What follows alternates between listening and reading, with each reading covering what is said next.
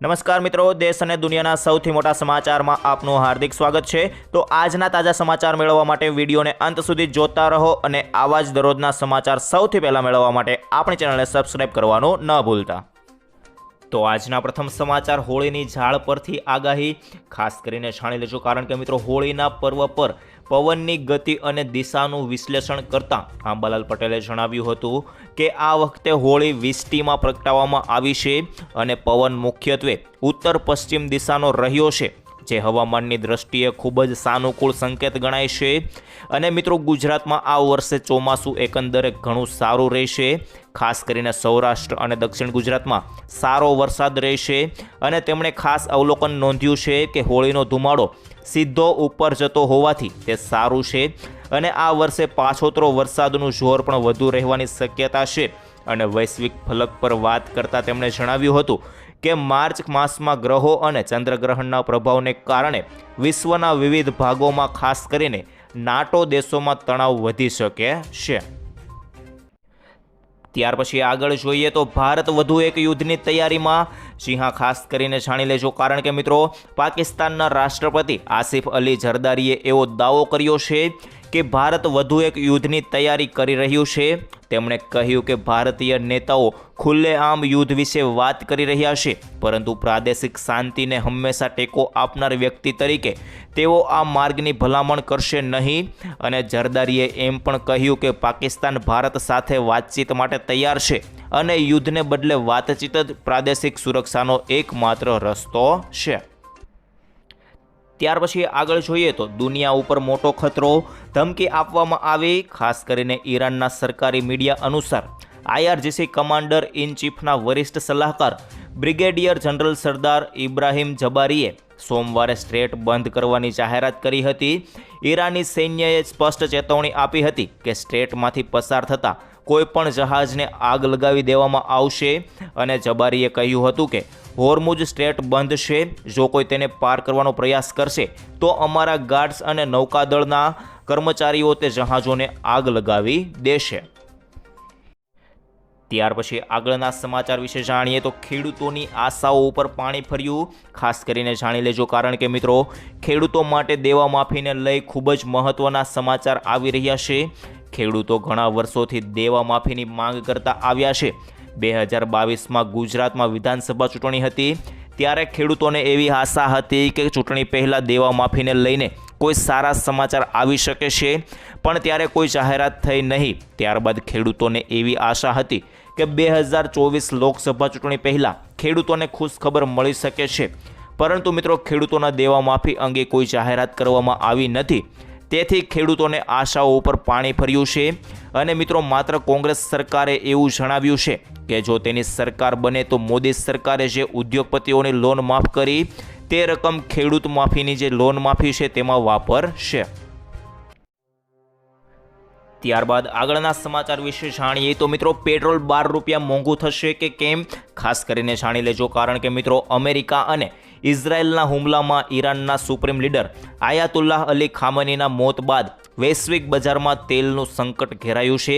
જો યુદ્ધ લાંબુ ચાલે અને હોર્મુઝ સ્ટ્રેટ તેલ માર્ગ બંધ થાય તો આંતરરાષ્ટ્રીય બજારમાં ક્રૂડ ઓઇલ $100 થી લઈને $120 પ્રતિ બેરલ સુધી પહોંચી શકે છે। અને મિત્રો ભારત તેની જરૂરિયાતનું 90% તેલ આયાત કરતા હોવાથી દેશમાં પેટ્રોલ અને ડીઝલના ભાવમાં 10 થી લઈને 12 રૂપિયા સુધીનો તોતિંગ વધારો ઝીંકાઈ શકે છે। ત્યારબાદ આગળના સમાચાર વિશે જાણીએ તો મિત્રો બેંકમાં ખાતું છે તો ફરજિયાત જોઈ લો, કારણ કે મિત્રો માર્ચ 2026માં તમારી પાસે કોઈ મહત્વપૂર્ણ બેંક કામ હોય તો આ માહિતી તમારા માટે ખૂબ જ મહત્વપૂર્ણ છે। કારણ કે મિત્રો ક્યારેય આપણે સીધા બેંક પર જવું પડે છે, પરંતુ જો બેંક હોય તો તમારું કામ અટકી શકે છે। તેથી અગાઉથી જાણવું તમારા માટે મહત્વપૂર્ણ છે કે બેંકો કયા દિવસોમાં બંધ રહેશે।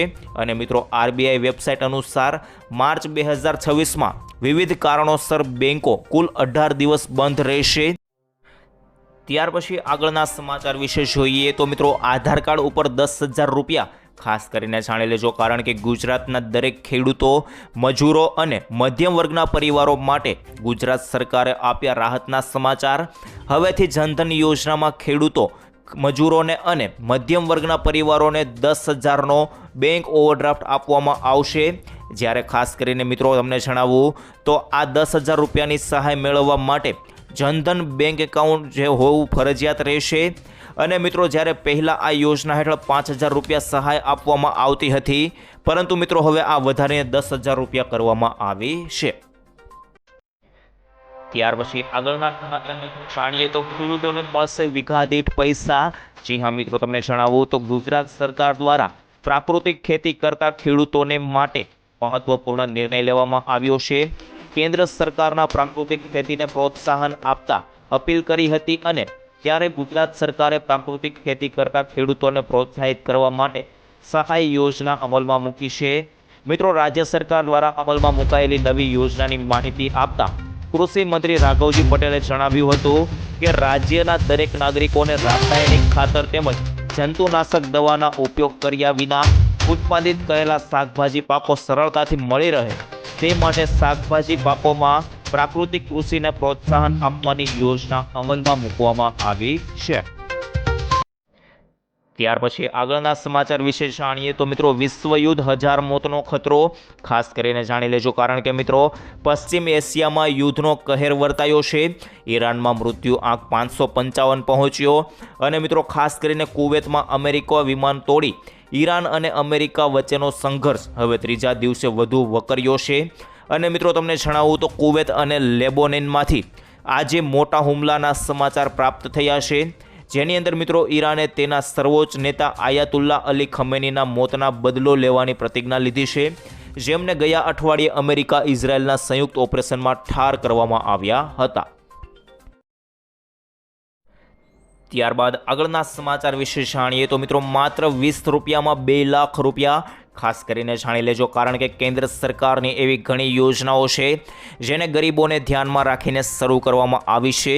આવી જ એક યોજના પ્રધાનમંત્રી સુરક્ષા વીમા યોજના છે અને મિત્રો આ યોજના હેઠળ ફક્ત 20 રૂપિયા પ્રતિ વર્ષ પ્રીમિયમ પર 2 લાખ રૂપિયા સુધીની વીમા કવરેજ મળે છે। ચાલો આ યોજના વિશે તમને વધારે જણાવું તો મિત્રો, પ્રથમ કાર્યકાળ દરમિયાન થઈ હતી લોન્ચ। વડાપ્રધાન નરેન્દ્ર મોદીએ ખાસ કરીને મિત્રો તેમના પ્રથમ કાર્યકાળ દરમિયાન આ યોજના જે છે તે લોન્ચ કરી હતી। ત્યારબાદ આગળના સમાચાર વિશે જાણીએ તો મિત્રો, ટ્રાફિક નિયમોને લઈને 15 દિવસ સાવધાન। ખાસ કરીને તમને જણાવું તો મિત્રો ગુજરાતમાં આવતીકાલથી ટ્રાફિક પોલીસ ટ્રાફિકના નિયમોનું ઉલ્લંઘન કરનારાઓ સામે પગલાં લેશે અને મિત્રો રાજ્યમાં આગામી 15 દિવસ સુધી ટ્રાફિક પોલીસની ઝુંબેશ હાથ ધરાશે।